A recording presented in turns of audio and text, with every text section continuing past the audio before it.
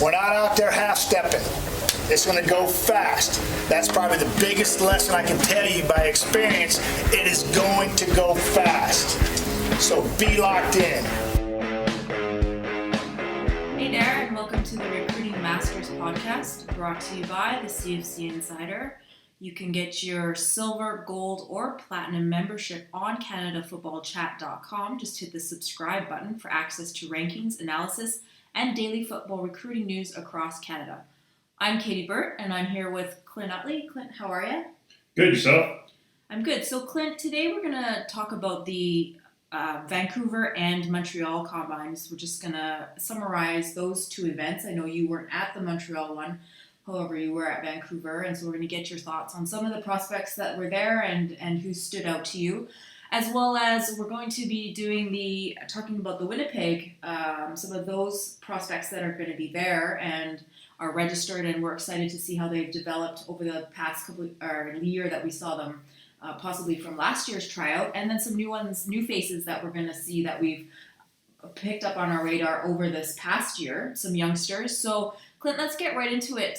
So Vancouver was this past weekend, and fortunate enough, we had a bit of foresight and booked the Dome because we managed to BC have one of their bigger snowstorms in quite some time, so we had quite a bit of snow on the ground, and yet we didn't anticipate it to be just as cold inside or colder than it was outside. What were your overall thoughts on that tryout? Well, yeah, we're lucky we booked. There's only like 2 legitimate indoor facilities in all of the lower mainland. So we were lucky we got one of them. And then, yeah, they called me the day before the event and informed me that, sure, the surface was fine, but because the weather is the way it is on the West Coast, that they don't have any artificial heat in their facility. So they said it was quite cold. And me being somewhat of old school, I was like, it's football. And it's already in a dome. How bad can it be? So it was pretty bad. I was there as well. My feet were frozen. I should have put my big wool socks on. It was freaking cold, man. Oh yeah. So I mean, we kind of took that with a grain of salt, and there was some good testers. There wasn't great testing, but we take that into account when we make our evaluations and invite those kids through to the next round. But there was some good highlights. I mean, there's a fullback there, Bronte Gallo, who he jumped out physically. He already looks like a man. Anyways, and then Andros Dancey from the mighty New West Hyaks, he tested extremely well. He had a 9-foot broad and a 32-inch vertical. So, and he had one of the faster 40 times there. There was a grade 9 tackle who is 6'7", 280 pounds, and was pretty much handling the grade 11s, you would say. I'm not going to share his name with you yet because you don't deserve it. But you'll just have to wait. You're just going to have to wait. 6'7", 280 pounds, and he's in grade 9. And he actually is tall and long. And he fit in. Like, he didn't look out of place when he looked like a junior. Yeah, like the rest of them. He did well, yeah. And he was like putting kids down on the ground and kind of staring at them. You could tell he was still young though, right? Like his demeanor. He had a man's body with a kid's head. Anyways. So I am not sharing his name with you yet. He is from Comox Valley, so that's all you're going to get for now. And then there was a couple other kids. There was some really good representation from Kelowna Secondary School. Yeah, there was quite a few of Coach Cartwright. Coach Cartwright, yeah. Graduate of the mighty Acadia Axemen out there in Wolfville, Nova Scotia. No, it was really good. It'll be interesting to see when we kind of tie in the 200s along with. I would say there's probably 10 or 15 of those kids will go through to the second round. Yep. Tie them in with the 100s and the 200s. And it'll be a nice little group that we're going to put through their paces in BC later on in March. So then what did you, so that's pretty much it for the Vancouver group that you stick out to you? Yeah, there was other things. There was the DB from Kelowna kind of jumped out at me, Tarek Brown. There was a couple other kids who jumped out, but like those are the kids who they tested above average and they jumped out. Mm-hmm. So obviously the grade 9 tackle didn't test well, but he actually moves well. And And I'm sorry, when you're in grade 9 and you're 6'7", 280 pounds. They can learn. Oh yeah, he'll figure it out. Trust me. But yeah, no, it was really good representation, especially from Kelowna Secondary School. I think they were in town in a basketball tournament, anyways. Yeah, something like that. So yeah, it's encouraging, totally encouraging. And then the Montreal Combine, we got some feedback from Adrian Davis with the Athletic Academy, who was running that event in Montreal. And so early standouts from him, I'm just going to mention the names because obviously I wasn't there. We weren't there to see them ourselves. And I didn't get an in-depth report back from Adrian. But the defensive lineman, Raphael Leclerc, 6'2", 220 pounds. He's a 2020 grad. The quarterback, Yannick Daigle, 6'3.5", 196 pounds with the Triolet Hairfangs. Running back, Lucas Stoikos, 5'11", 195 pounds from Brebeuf College, 2021 graduate. A linebacker, JC Cloutier, which we've had on our notable performances a couple weeks during the high school season. 5'8", 170 pounds from Collège Lemoyne. 2021 grad, and then youngster, 2022 running back Quincy Gill, 6 foot, 215 pounds, who Adrian said was surprising and pretty impressive at that age. So those are a few names that stuck out to them. We had 4 or 5 of these names already on our list that we had anticipated would do well, or we were wanting to see. So that's encouraging. And it sounded like it was a really well-run event and have had positive feedback. And, it's I'm excited to see what prospects we can get out of Montreal this year for the CFC Prospect game that's broadcast on TSN. Yeah, I mean, our date doesn't conflict with anything they're doing, at this point. So this year there should be no issue with finding, some good football players in the province of Quebec. There's a lot of good football players in the province of Quebec.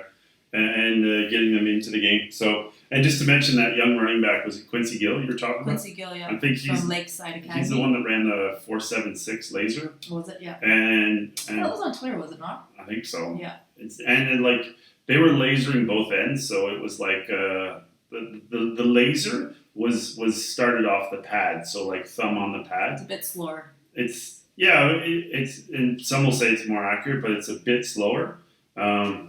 So yeah, but 4.76 on that sort of timed surface. And let's be honest, I don't think the Stinger Dome where they ran their stuff was heated either.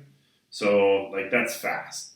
He's a class of 2022 too. Yeah. So I mean, obviously he's he's 6 foot 215. I mean, so he'll be getting some looks for the list for 2022, which we're building right now. So, which these combines, this first round of combines has gone a long way. There's a lot of kids who are going to be falling on to the class of 21 and 22. Mm-hmm. Even on 20, there will be a few, but 20's done for all intents and purposes. For the most part, yeah.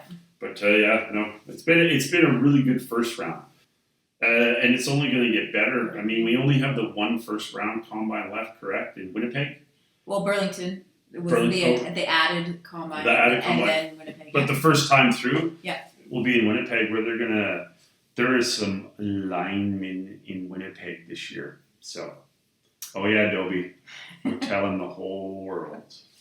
So be sure to follow us on Facebook, Twitter @ChatFootball, Instagram CFC_football, and YouTube. And like I said, don't forget to sign up for your membership to have access to all this great information. So Clint, we are going to get into the Winnipeg Prospects. Let's just jump right in. We've got Jake, sorry, I'm going to butcher your name here, but Nichorak, 2021 defensive back from Grant Park. He's 6'4", 185 pounds, and let's be honest, I know we probably sound like a broken record, but who doesn't want to take a look at a long and lean 6'4" defensive back? Yeah, you should see him run around. He's actually not too bad. And then if you watch him run, he's obviously gangly because he's 6'4", 185 or something. Yeah. His arms are so long. He looked like he was the upper body of an octopus. He was just wrapping people up. He actually tackled a few people too. So it's it's quite intriguing. He's an interesting prospect just because he does play throughout the secondary and he can shuffle. I don't know if he can pure pedal, but he can shuffle and read. And he kind of demonstrates that he has an ability to make tackles in space just because his damn arms are so long. So I'll be interested to see how he runs at the combine on the 31st. And then we've got Ryland Kelly. We've heard his name before. 2021 defensive back from Oak Park, 6'2", 163 pounds. Another tall, long prospect. Is he Manitoba's version of Rod Woodson?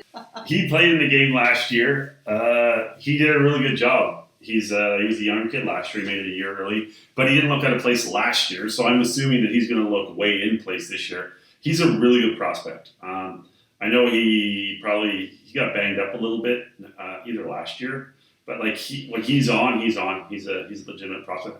I know he works with the guys at Recruit Ready, and he's been on a number of camps and trips and so on and so forth. So hopefully this kind of lends itself to him getting a little more attention.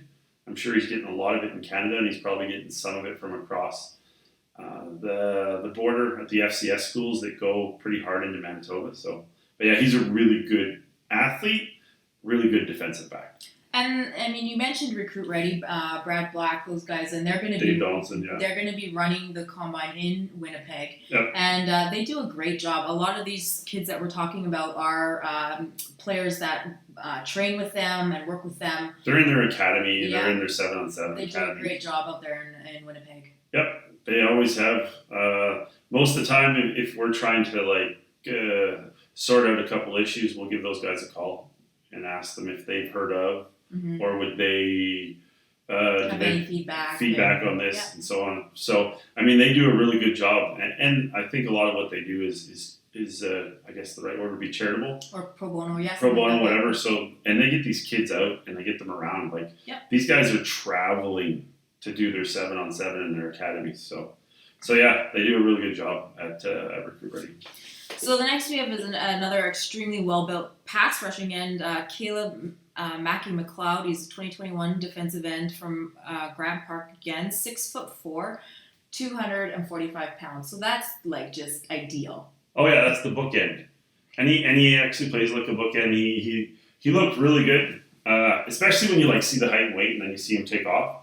I mean, but I'll be super interested to see because he's a 2021 too, right? So I'm pretty sure he'll be going on our 2021 list here when we update it, just off his size and his takeoff. I mean, I don't know how instinctful he is, but yeah, he's got all the measurables, and you can't coach measurables. No.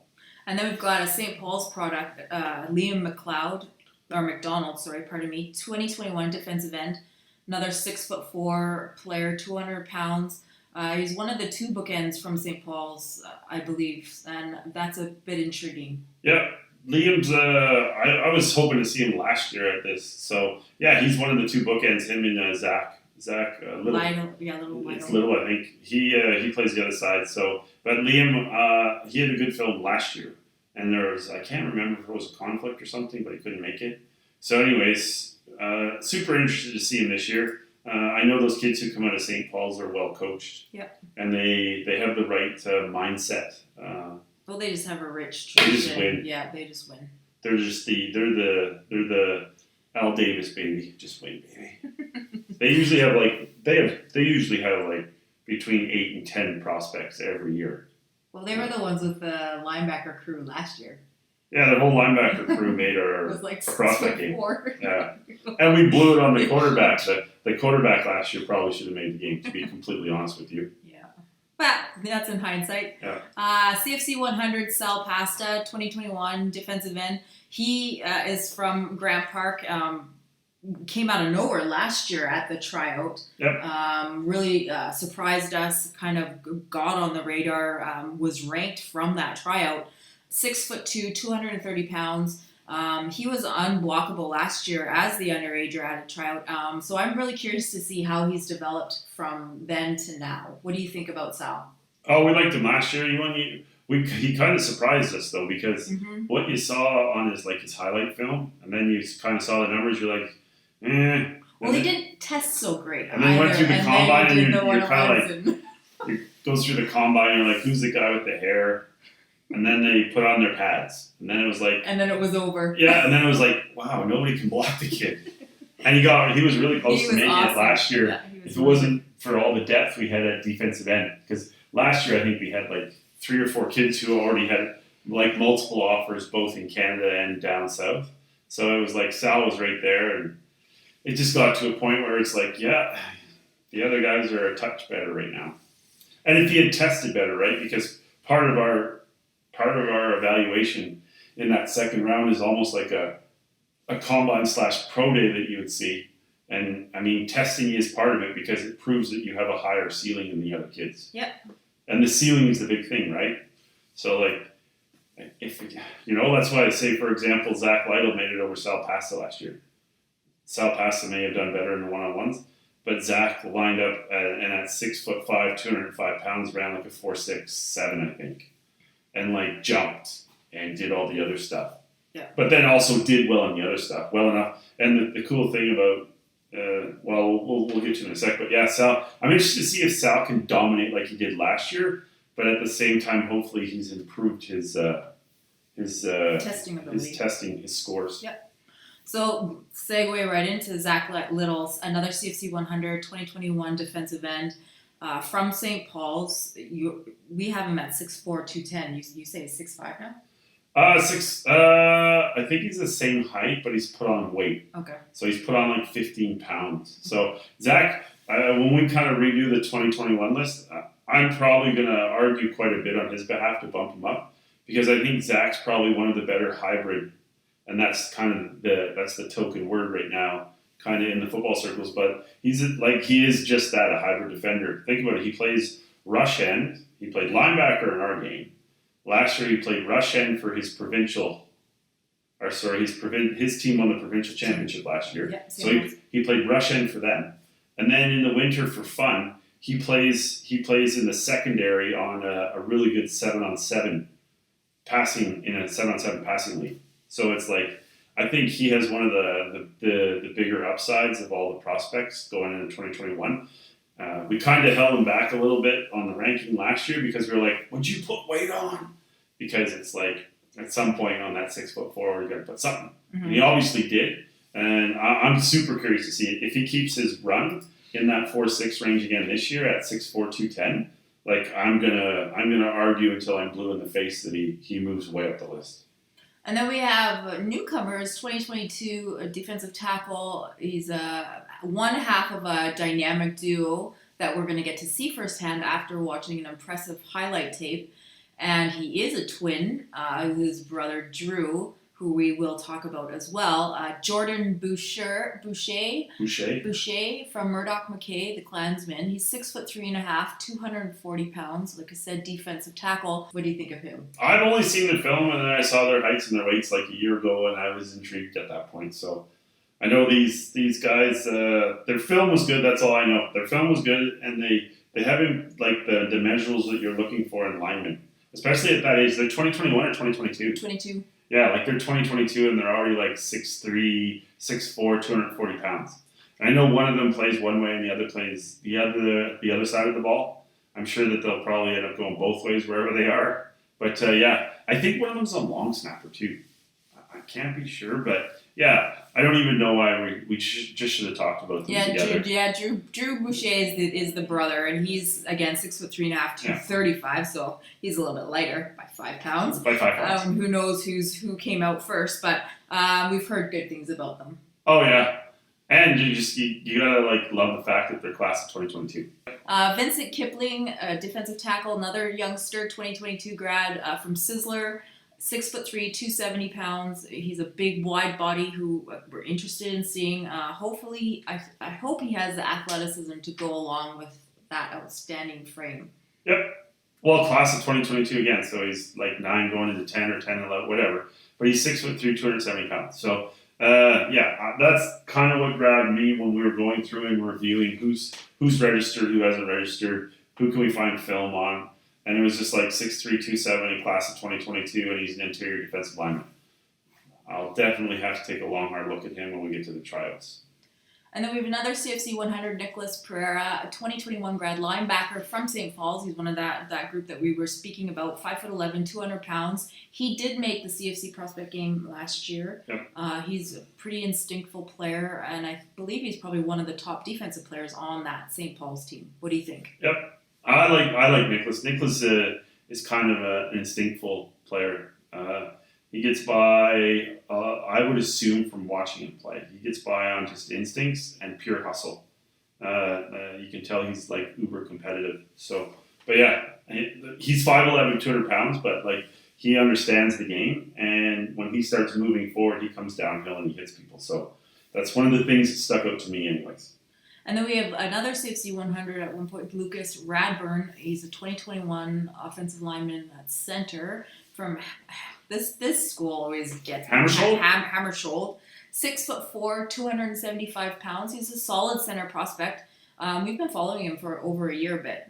Yeah, we started tracking him like probably over a year ago, and it just goes back to the numbers again. So it's like for those of you who are listening to this, I mean, like on the 10 to 12 kids that we've decided to kind of talk about or feature on or whatever, like I think like out of the 12 or 15 of them, like 10 of them are over 6 foot. Over 6'2". Yeah, there's probably 5 who are in the 6'4" range and 5 who are in the 6'3" range. So, and like probably 2/3 of them are class of 2022. So Coach Dobie really hates us. Coach Dobie, man, you got some linemen there. Anyways, but it doesn't really matter because he seems to land all the kids. He gets them anyway. Yeah. In his own backyard. Yeah. So, anyways, but yeah, no, he was not often do you see in high school the biggest lineman on the team or the best lineman. He looked like he was one of the better ones on his team playing center.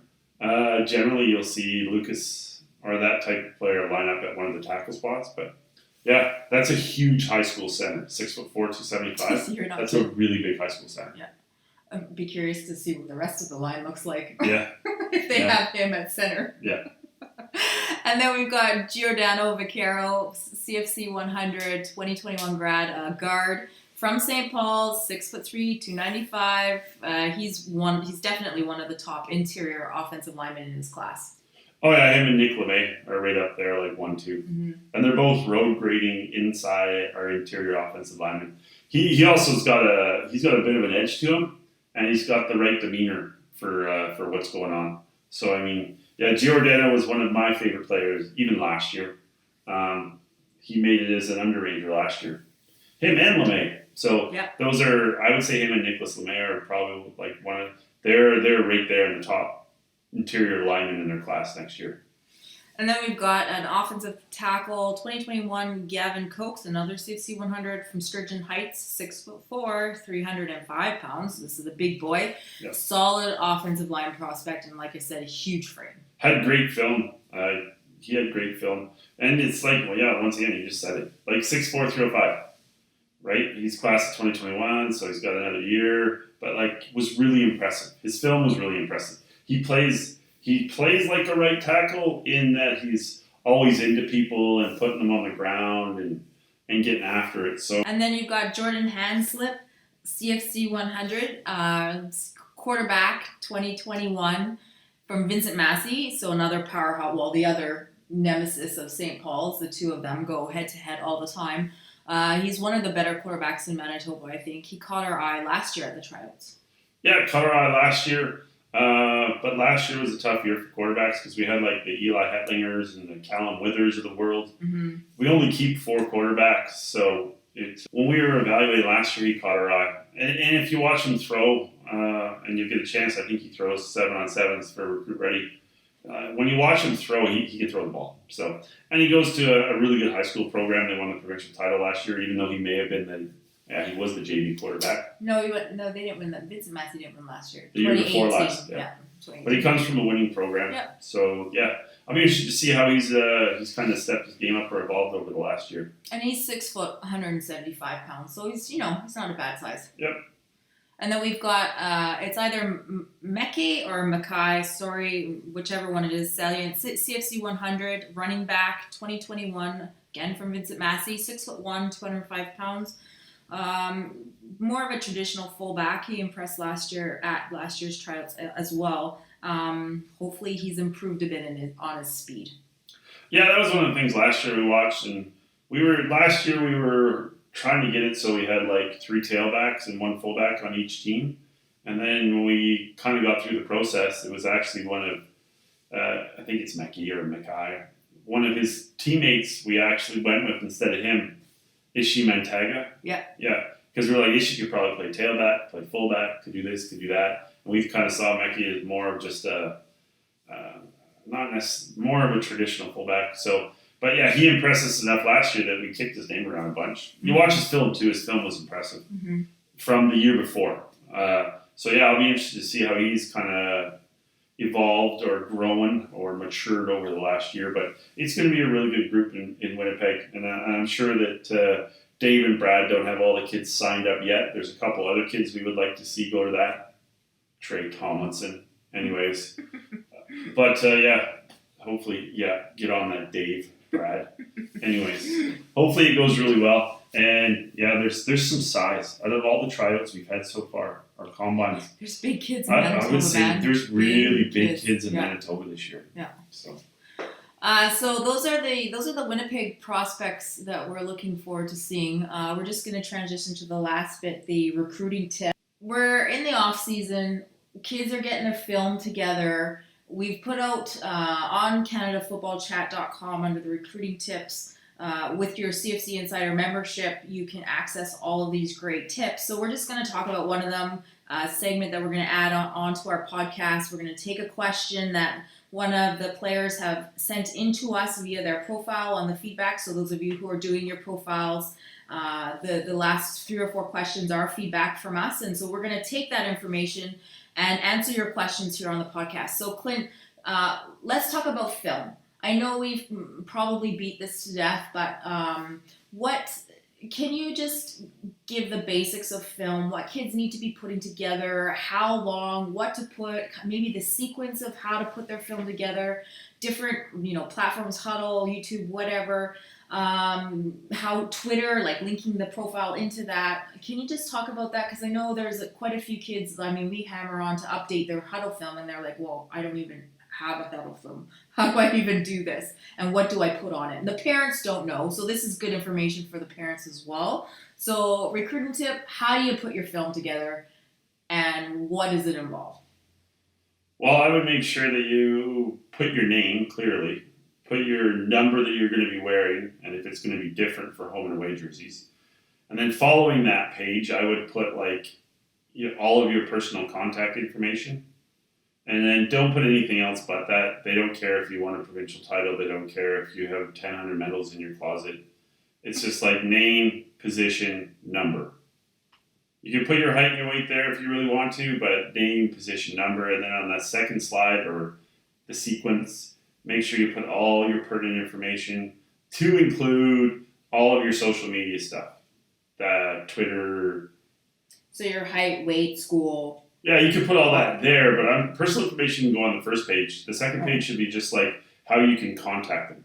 So not necessarily your address, but your phone number, your Definitely email. Not your address. Your phone number, your email, and basically any social media that you frequent quite often that you think they may be on the same platform or is something that's commonly used.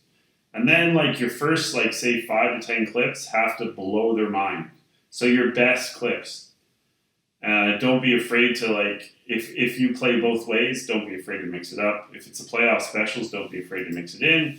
But you need to make sure that all you're trying to do in the first, say, 2 to 3 football plays is capture the coach's attention. Because it's quite likely that if you don't have them hooked by the 5th or 6th play, they just turn your video off. The next point would be make sure you don't make your highlight longer than say 3 minutes max, maybe 2. They're going to watch it, and then those plays that catch them, it's kind of like an elevator speech. You got to grab them right away. If that grabs them, well, then they're probably going to just reach out to you using those different platforms on social media that they saw on that second slide. Right? So keep your film short. Make sure it's the best, most super dynamic plays you have go at the front.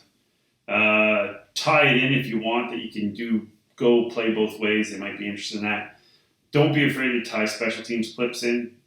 Coaches always like to see that stuff.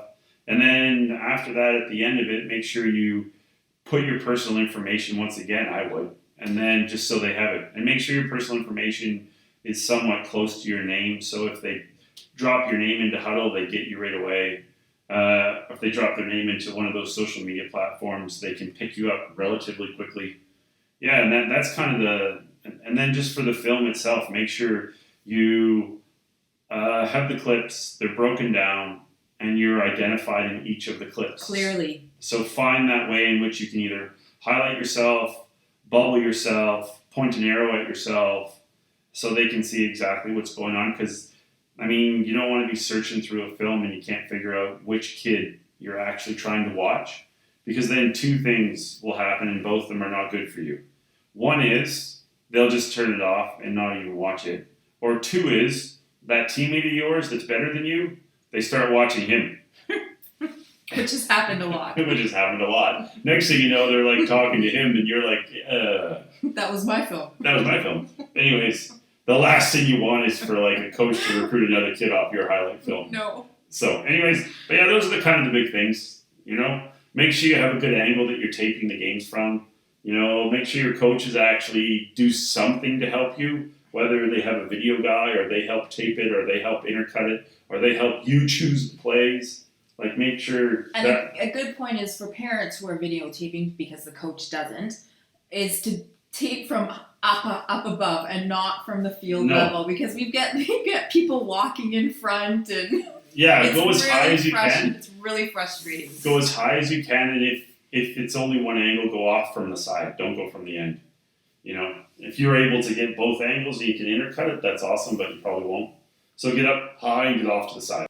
And would you suggest clips of a variety of teams? Because there are people who submit their films, and we know the team.